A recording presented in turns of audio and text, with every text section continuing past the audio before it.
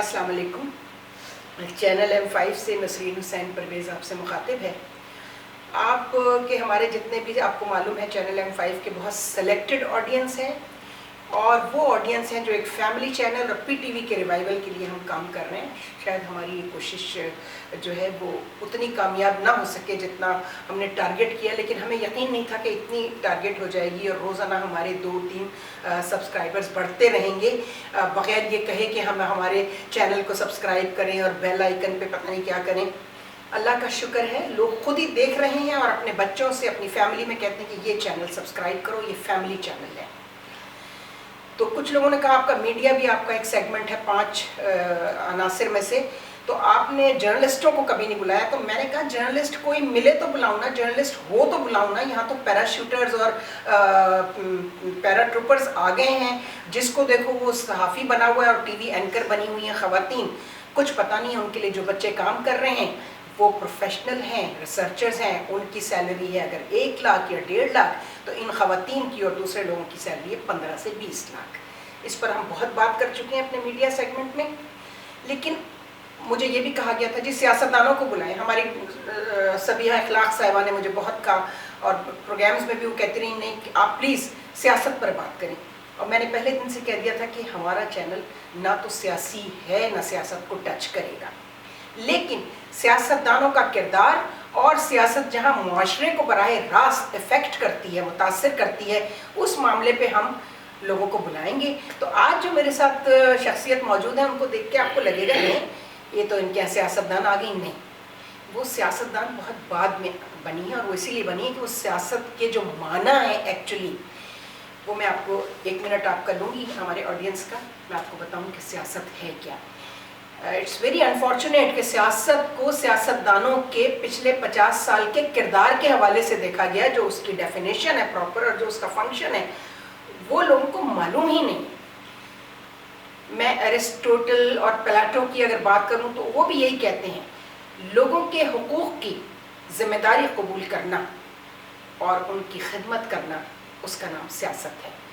آپ ایرسٹوٹل پر جائیں، اس کی بھی یہی ڈیفینیشن ہے. آپ حضرت علی کرم اللہ وجہ کہتے ہیں لوگوں کے حقوق کی ذمہ داری قبول کرنا سیاست ہے. لیکن یہاں الٹا، لوگ خدمت کرتے ہیں بیچارے، ان کو ووٹ بھی دے کے آتے ہیں، ان کے لیے کیمپینز بھی کرتے ہیں، لیکن بعد میں وہ جو کارکن اور وہ نعرے لگانے والے وہ کہیں ان کی سنوائی نہیں ہوتی، ان کی پہنچ ہی نہیں ہوتی سیاستدانوں تک. تو میں نے جو آج خاتون بلائی ہیں کراچی کی جماعت، جس نے MQM جو اب دوسرا رخ اختیار کروایا جا چکا ہے اس کا، یا انہوں نے خود اس میں کچھ ان کی خامیاں غلطیاں ہوں گی، ہم اس پہ بات ہی نہیں کر رہے ہیں. ایک خاتون ان کی ایسی ہیں جنہیں بلایا ہی اس لیے گیا تھا اس جماعت میں کہ ان کی سوشل سروسز بہت زیادہ تھیں. آپ نے دیکھا ہوگا ہمارے یہاں خوشبخت بھی آئیں، مہتاب بھی کئی دفعہ آئیں، اور یہ دونوں خواتین سیاست میں ہیں. ایک تو سینیٹر کے آفس تک گئیں، دوسری بھی اب MNA تھیں، اب انہوں نے پارٹی تبدیل کر لی ہے. مجھے پتہ چلا مہتاب نے، ہماری دوست نے. لیکن میں نے ایک جگہ کہیں ان سے سیاست پر بات نہیں کی، چونکہ میں نے ان کو بلایا تھا پاکستان ٹیلی ویژن کی ہیریٹیج پر بات کرنے کے لیے، اور جو ان کی سروسز تھیں پاکستان ٹیلی ویژن کے لیے.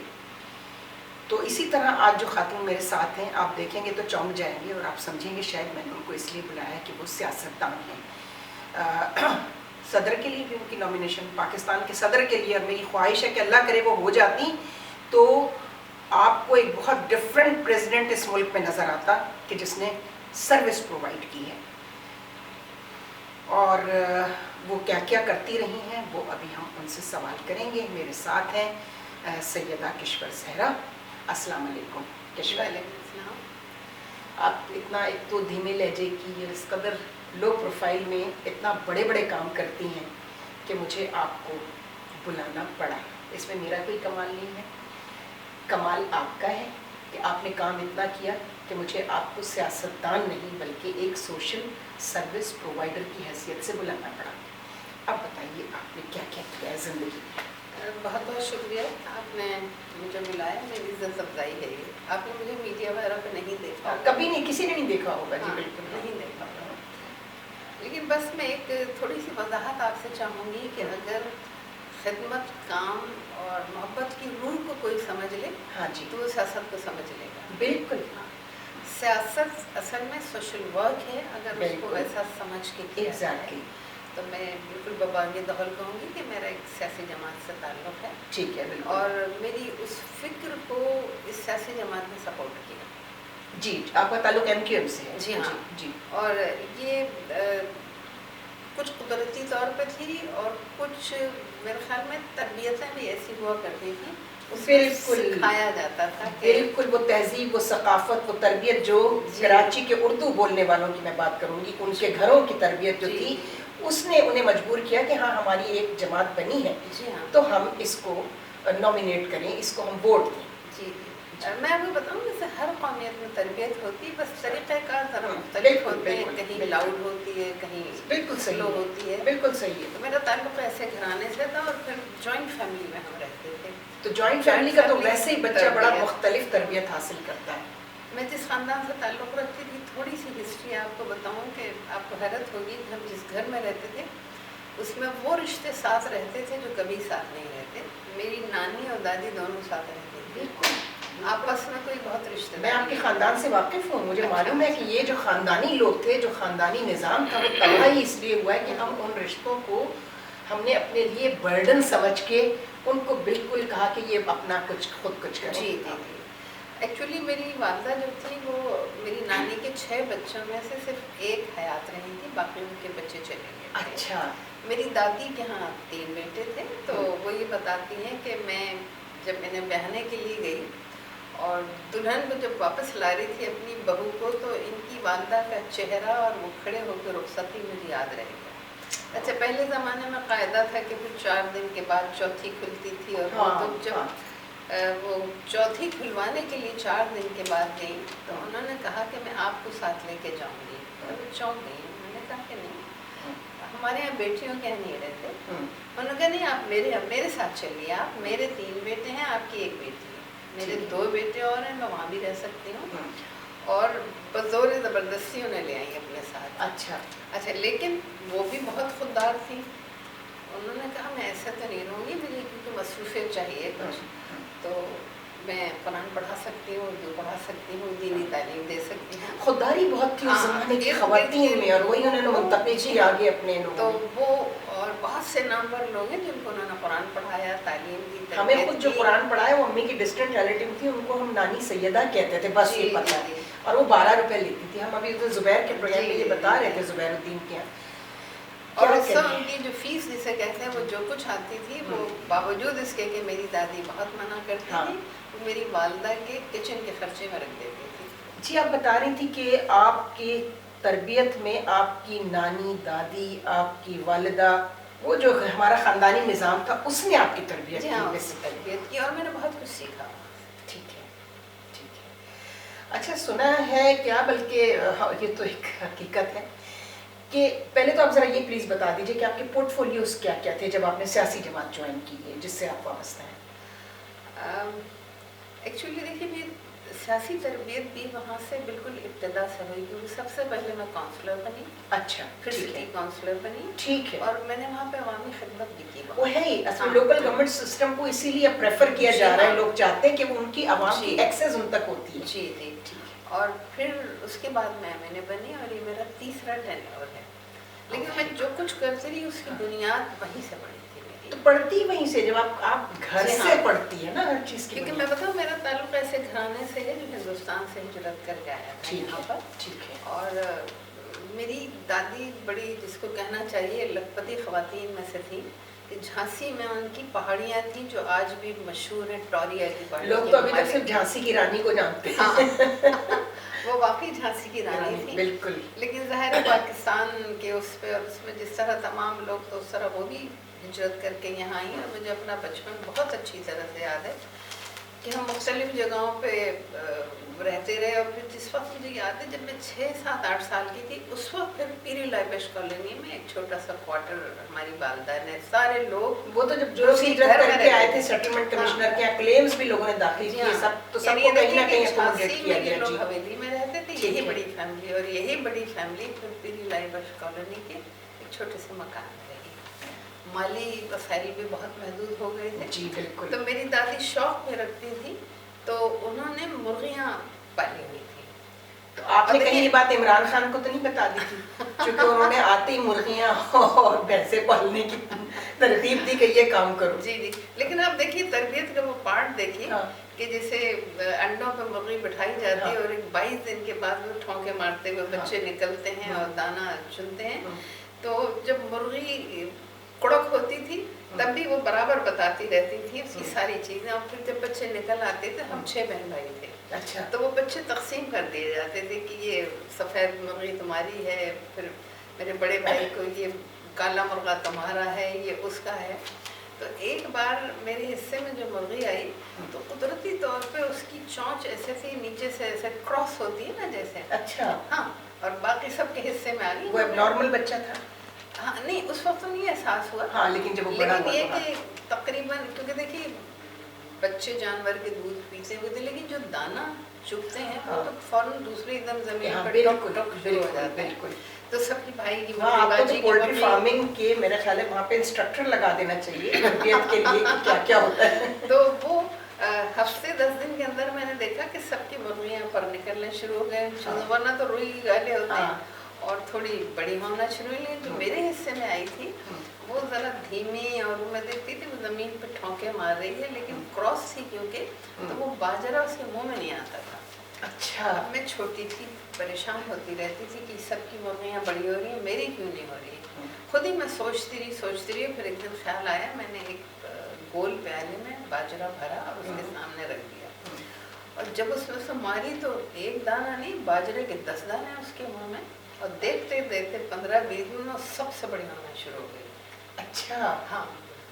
تو مطلب وہاں سے میری یہ کانسیپٹ آیا کہ اگر اس کی کوئی کمی تھی یا کوئی معذوری تھی یا محرومی تھی, تو ہم نے اس کا خیال کیا. دادی کو میں اماں کہتی تھی. اس زمانے میں لوگ اپنے گھروں میں پالے ہوئے جانوروں کی معذوری کا بھی خیال کرتے تھے. اور معاف کیجیے گا, آپ کی بات قطع کلامی ہوتی ہے, آج لوگ اپنے گھر کے معذور افراد کو دارالسکون میں جا کے پھینکاتے ہیں. انسانوں کے بچوں کو انسان, میں نے بڑا کام کیا ہے ان کے اوپر. میں آپ مجھے موقع دیں گی تو میں بالکل, میں انشاءاللہ, ہم نے بلایا ہے آپ کو اس میں. ہاں. تو اس طرح سے میں نے اس عمر سے معذوروں کا کام شروع کیا تھا. اور آپ نے اس کے قانون سازی بھی کی. جی, میں نے قانون سازی. یہ بہت بڑی بات ہے کہ آپ نے معذور افراد کے اس قانون سازی میں مین کی پوائنٹس کیا تھے؟ ایکچولی دیکھیے ان کی ایک تو آج تک بڑا افسوس ہوتا ہے مجھے, 2 چیزوں کا ڈیٹا ہمارے پاس نہیں ہے. اچھا. پاکستان میں ورکنگ وومنس کا ڈیٹا نہیں ہے, افسوس کی بات ہے. 50% سے زیادہ صرف وہ ورکنگ وومن ہے. معذور افراد کا بھی ڈیٹا ہمارے پاس صحیح نہیں ہے, لیکن UN کے اس کے مطابق 50% معذور افراد ہیں ہمارے یہاں. اور پھر یہ جو 2005 کا 50% ٹوٹل آبادی کی. جی ہاں, ٹوٹل آبادی کی, لیکن لوگ نہیں سمجھ رہے. یہ تو یوں سمجھ لیجئے کہ آپ نے تعداد میں اضافہ ہوا یہ 2005 کے زلزلے کے بعد. اچھا, اب دیکھیں ان میں ٹریجڈی, لیکن معذور بھی 2 طرح کے ہیں. ایک تو وہ ہیں جو مافیا جو ہے چھوٹے بچوں کو کڈنیپ کر کے ہاتھ پیر توڑ سڑک پر بٹھا لیتی ہے, ایک یہ ہیں. اور ایک وہ ہیں جو پیدائشی طور پہ ہوتے ہیں. اچھا, ان کی بھی 2 قسمیں ہیں. ایک وہ جو مینٹلی فزیکلی ہر طرح سے ہوتے ہیں, اور ایک وہ ہوتے ہیں دوست وہ مینٹلی ساؤنڈ, لیکن ان کی فزیکل کوئی چیزیں ہوتی ہیں. اور قدرتی بات ہے کہ ایسے بچوں سے ماں باپ کو زیادہ محبت ہوتی ہے. بالکل. اور بیشتر مائیں بڑی توجہ کے ساتھ ان کو تعلیم بھی دلواتی ہیں. بالکل. تو میرا قانون سازی کے لیے اس لیے دھیان آیا کہ عام بچے سے زیادہ محنت جس ماں نے ان بچوں پہ کی ہے, کیا وہ پاکستان کا شہری نہیں ہے؟ کیا اس کو سارے حقوق نہیں ملنے چاہیے؟ اسٹیٹ تو ان بچوں کی ذمہ داری, اسٹیٹ کی ذمہ داری ہے کہ وہ ان بچوں کو. جی ہاں.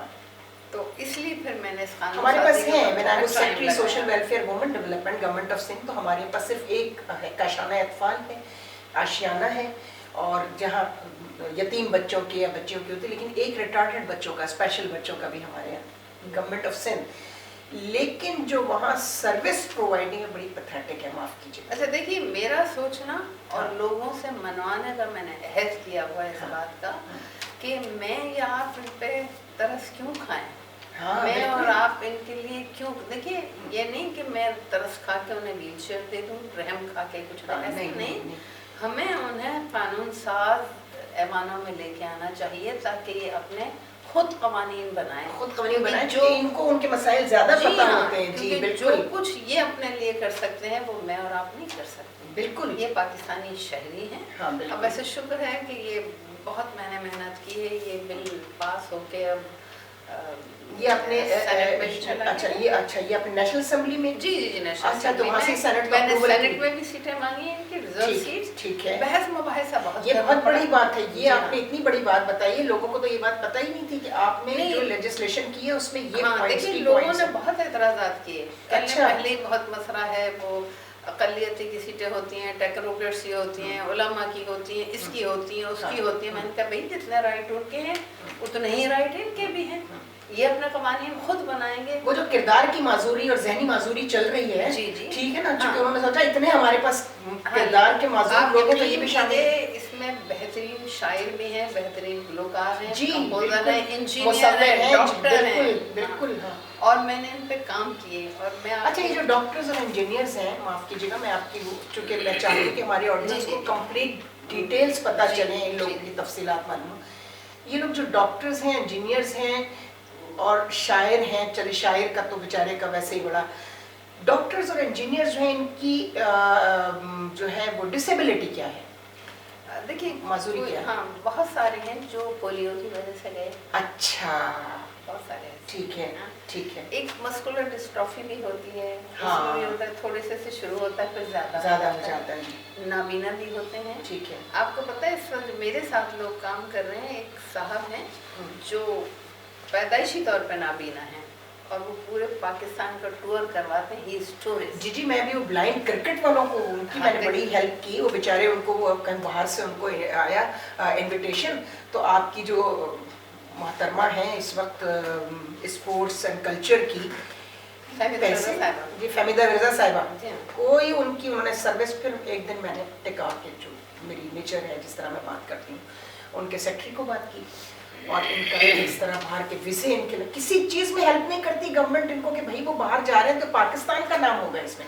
मैं एक रिक्वेस्ट और करूँगी आपसे कि मैं ऐसे लोगों को आपके प्रोग्राम में भेजना चाहूँगी। ज़रूर भेजिए। आप देखिए एक लड़का ऐसा है जिसके पाँव भी नहीं है, यहाँ से यहाँ नहीं है, हाथ भी नहीं है, ठीक है, सिर्फ धड़ है और सर है।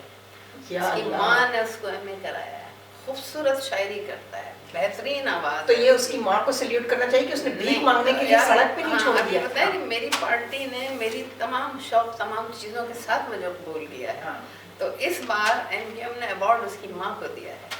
देना ही माँ को चाहिए, माँ को दिया है। मैं तो कहती हूँ आपको एक वाकया बहुत पुराना है, हमारी अम्मी नानी दादी सब सुनाती थी पार्टीशन से पहले का, कि अदालत में एक लड़का सिर्फ अंडा चोरी करते हुए पकड़ा गया था। जब वो गया तो उसने जज से कहा कि मेरी माँ को भी सजा दो, क्योंकि मैं जब पहला अंडा चुरा कर लाया था तो इसने वो मुझे पका के खिला दिया था, अगर ये मुझे उस दिन रोक देती मार देती।